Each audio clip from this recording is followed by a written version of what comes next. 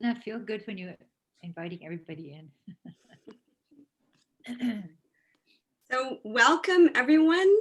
Um, Welcome to the Ottawa Children's Storytelling Festival, which is brought to you by the Ottawa Storytellers and the Ottawa Public Library. My name is Robin and I work at the Ottawa Public Library, and I'm so happy to be with you here today for Two Tales and Two Tellers. If you've chosen to use your camera, just know that others can see you. You can use the stop video button to turn off the camera if you don't want to be seen. Everyone is muted so that we can hear our tellers clearly. You can use the chat to say hi to everyone or to ask a question. We are recording this session, but we are recording only the tellers, and so we will not be recording any participants. I would like to start by honoring the Algonquin Anishinaabe Nation, First Nations, Inuit, and Métis peoples. Ottawa is built on unceded Algonquin Anishinaabe territory. The peoples of the Algonquin Anishinaabe Nation have lived on this territory for millennia. Their culture and presence have nurtured and continue to nurture this land. The Ottawa Public Library and Ottawa Storytellers honor the peoples and land of the Algonquin Anishinaabe Nation. The Ottawa Public Library and Ottawa Storytellers honor all First Nations, Inuit, and Métis peoples and their valuable past and present contributions to this land. And now it is my pleasure to introduce our special guests this afternoon. So we have two emerging storytellers, Krystal SnowBoy and Teiotsistokwahte, my apologies. And we have their mentor, Louise Prophet LeBlanc here. Louise is going to take over to introduce her mentees. She is a story keeper from the Yukon. And I'm going to pass it over to you, Louise. Thank you.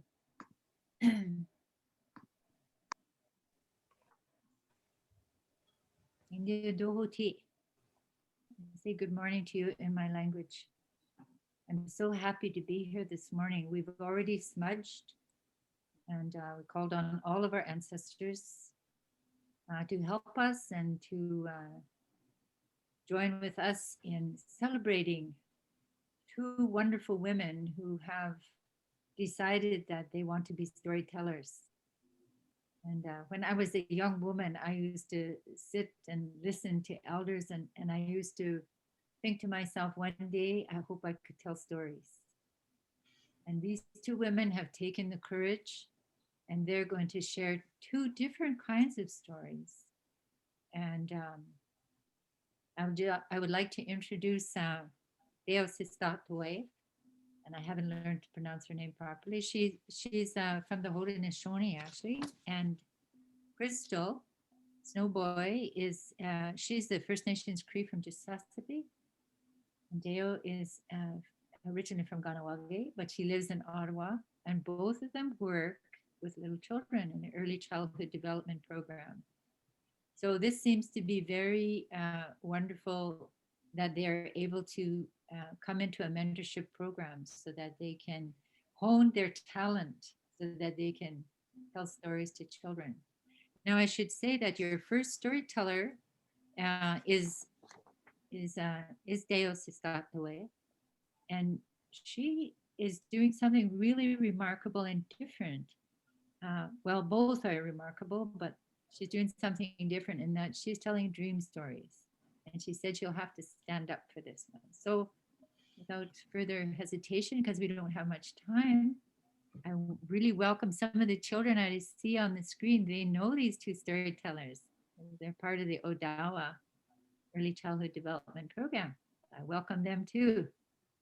But Dea, would you like to begin for us, please? Yes, hello everyone. First off, I'd like to let you know how to pronounce the name, which is Teiotsistokwahte. Teiotsistokwahte means bright star. That is the direct translation to English. The actual translation is Teiotsisto, which means the stars, and Kwahte means shining brightly. My parents decided to name me that when I was born, as I was born at nighttime, and my mother saw the North Star outside of the hospital window. So they went and spoke to my aunt and my uncle from Ganawage, and they told them the translation of a bright star. And that's how I got my name.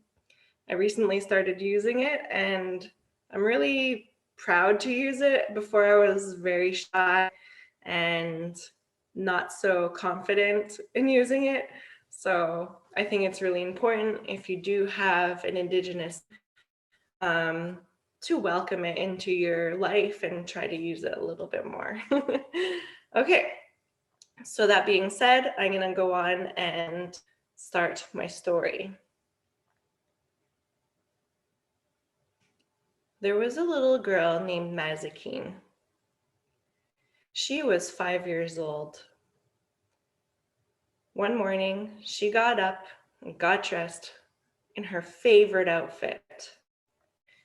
Black pants, purple shirt, and a black sweater. She left her house and got into a school bus. On the school bus, she sat in the front seat, her usual spot. The bus started leaving towards the school and started driving down the road. One of the roads was open and vast, full of fields. There was nothing else you could see other than fields. All of a sudden, Mazikeen saw a huge rainbow in front. It was from the sky all the way down to the ground. And she could barely believe it. She felt so lucky to see this rainbow. She could see all the beautiful colors, the red, the blue, the orange, the yellow, the purple. As the bus got closer, the rainbow actually ran into the bus. It was like, wow, this is so cool. She almost could feel the rainbow going through her soul.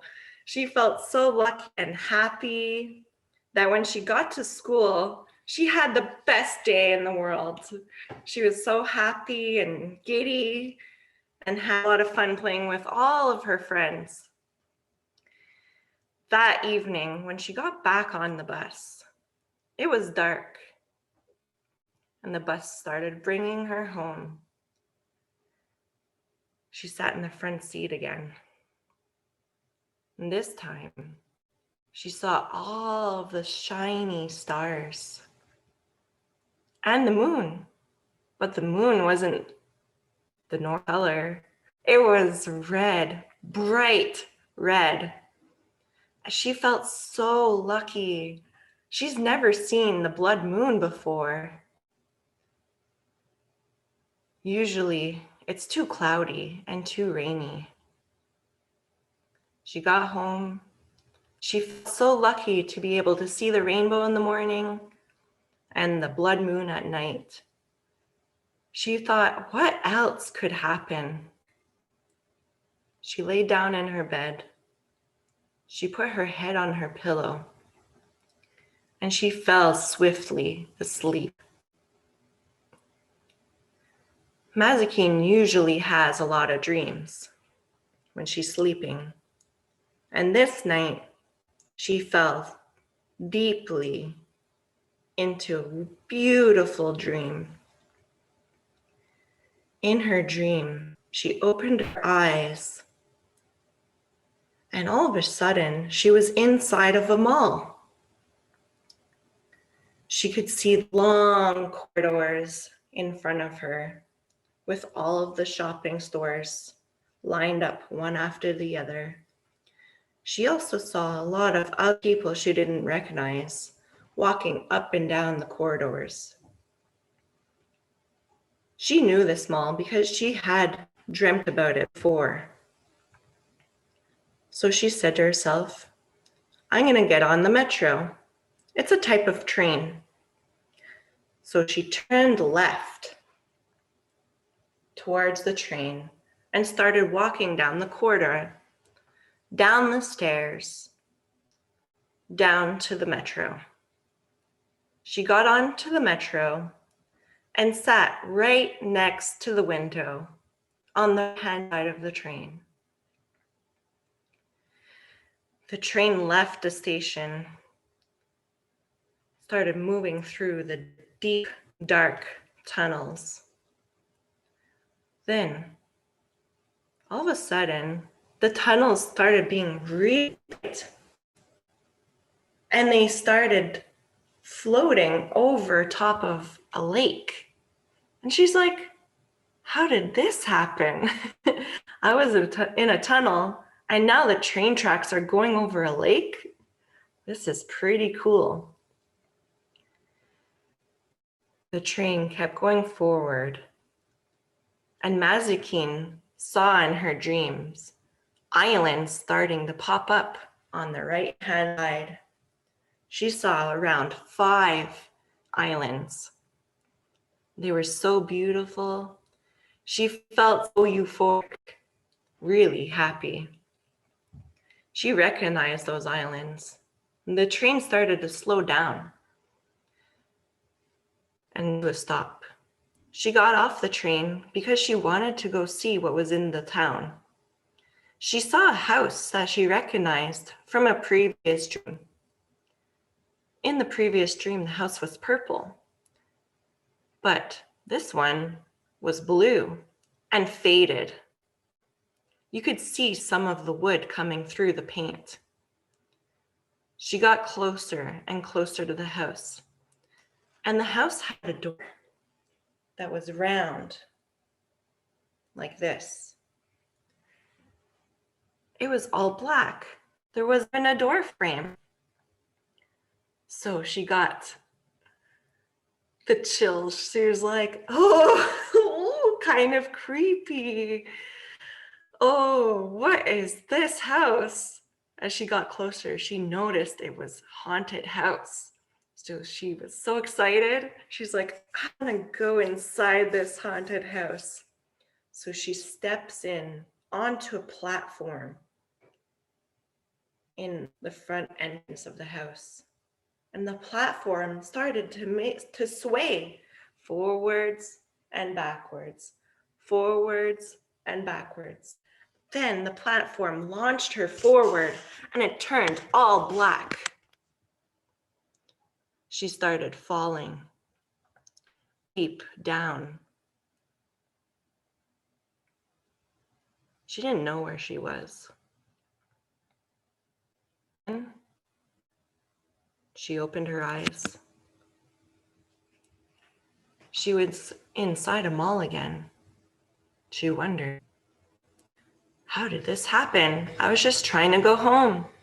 I was in the mall at the beginning of my dream. Now I'm back in the mall? How did that happen? She started to laugh to herself. She recognized this store. It looked like the basement of a Sears. She started walking down the lane and saw all of the beautiful clothes. In the distance, she saw her mother. She also saw her grandmother. Her grandmother passed away when she was 2 years old, but she still remembered what she was looking like. Her beautiful red curly hair, her soft blue eyes. She knew that her grandmother was there to say hello to her in her dream. Her grandmother really wanted her to buy a new jacket. So her grandmother said, look at the jackets over there. So Mazikeen turned to the left and saw this one beautiful long jacket. There was a nice hood and it went all the way down just below her knees.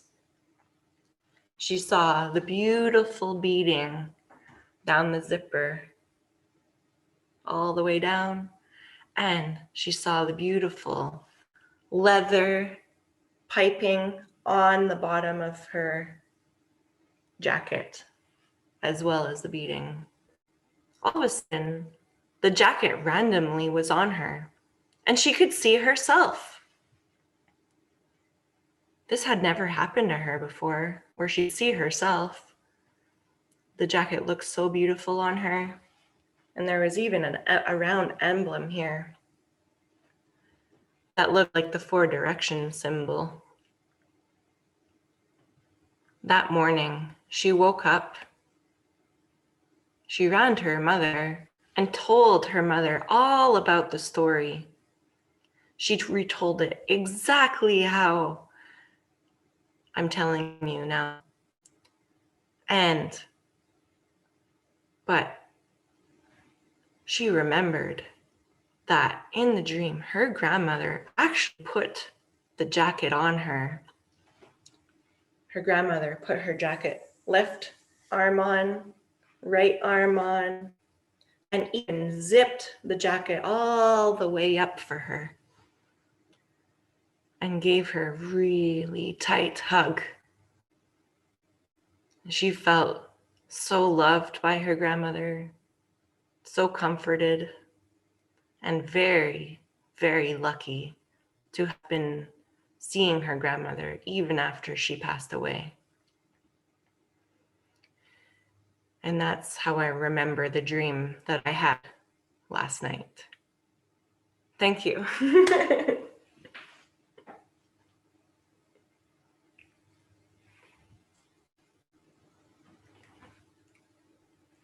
Thank you so much. I'm so happy that you found a name. Just mute myself. The host is spotlighted.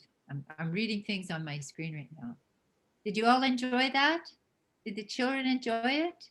I see some little clappy hands. That's great.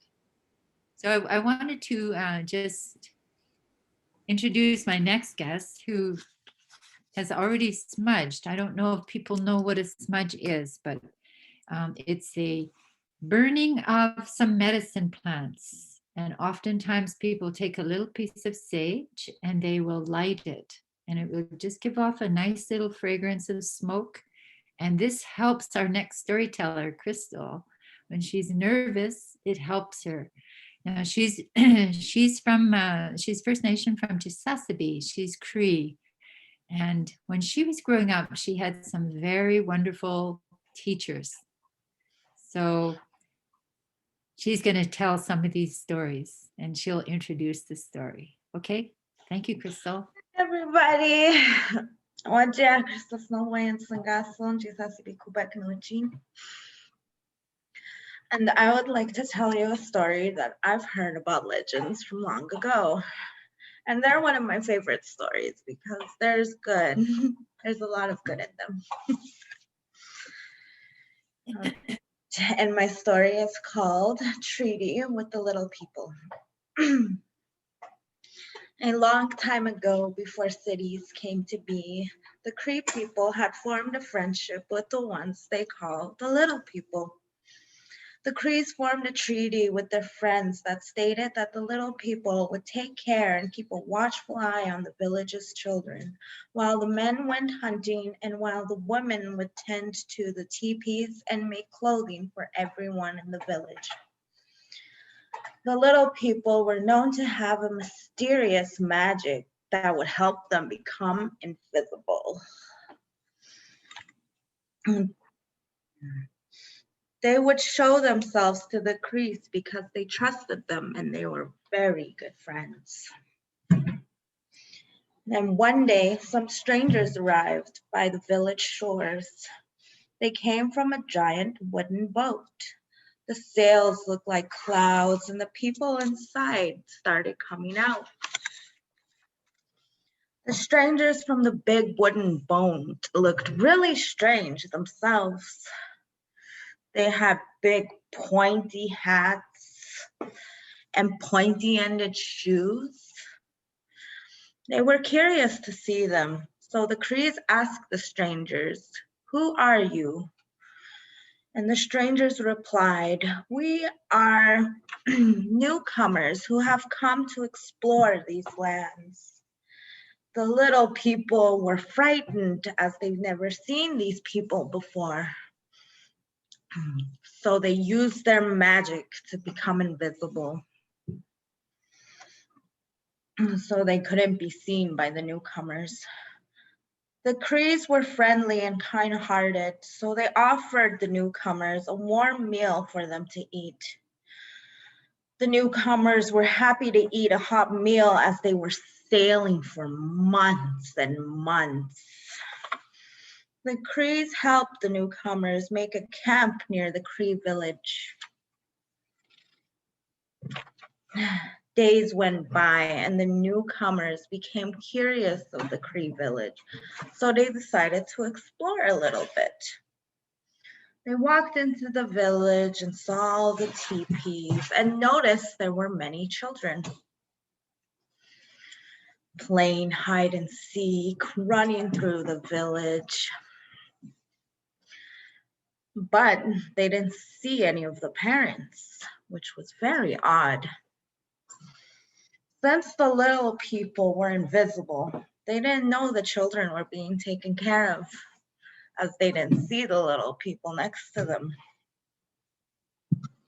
Not long after, the Cree woman came back to the village after harvesting some berries. And the newcomers came to them being very upset, telling the Crees, "You never leave your children by themselves. They could fall and hurt themselves. And what would you do then?" The woman reassured the newcomers, "Our children are being well taken care of. We have our friends who watch them for us." There was no one there, the newcomer insisted. "Please, our friends, please come out and show them that you're here." But the little people were too scared to come out of hiding. "I do not see anyone. Please do not lie to me again," demanded the newcomer as he walked away back to his camp. The Crees then became a little upset and got down to their knees and asked, why didn't you show yourselves?" asked the woman. The little people then undid their magic and they became visible again. The little people then replied, "We did not trust these newcomers as we don't really feel safe. They're new to us and we don't know them well enough." I am so sorry, my friends, but I do not wish to stay here, and I will move my people away from your village so my people can feel safe as well. We will always watch your children, my friends, just from afar. I will not ask you to choose between us and your new friends. So we will watch from a distance, but we will never be too far. You know, when your toys disappear and you don't know where they go, the little people are playing with you, is what legend says. Thank you.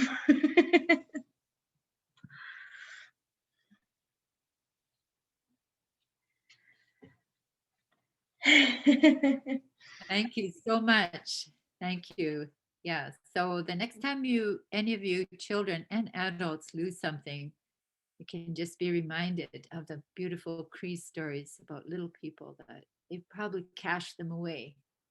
And this way we're taught, I suppose, how to take care of our things. So if you have any questions for these two people who are part of the mentorship program that has been established by the Ottawa Storytellers, they receive a grant from the Ontario Arts Council, and we were very happy to, Ottawa Storytellers were very happy to get it at the last moment. And these two women were ready to come into the field of storytelling, into this wonderful place so that they can better serve the parents and the children in the early childhood development program, which is at Odawa. And I should also say that they're going to be working on a special Christmas program by developing more stories for the children that participate in the programs, the children and the parents at Odawa. So if you have any questions for them, So that would I do be- see one question from the chat, and I'll just read it out. It Thank you. is, why do the little people hide our toys? I'm just gonna unmute if I can, Krystal. There we go. Because they think it's a game. If I hide it, you find it, then it's your turn.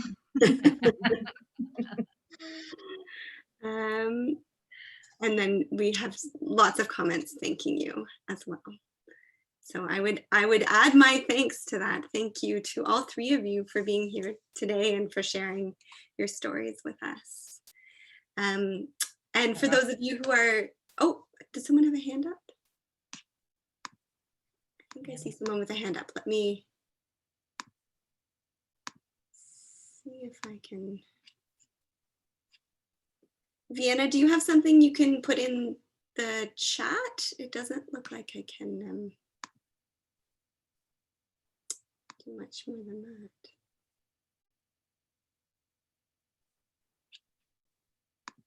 No. We'll give Vienna just a couple of minutes in case. No. Okay. Sorry, Many Deanna. thanks. And for those of you who are here, please don't forget to check out the rest of the festival to see some other fantastic stories we have on this week. And just to let you know that the link is right on the right-hand side under the chat. All right. Have a good day, everyone. Thank you. Bye-bye.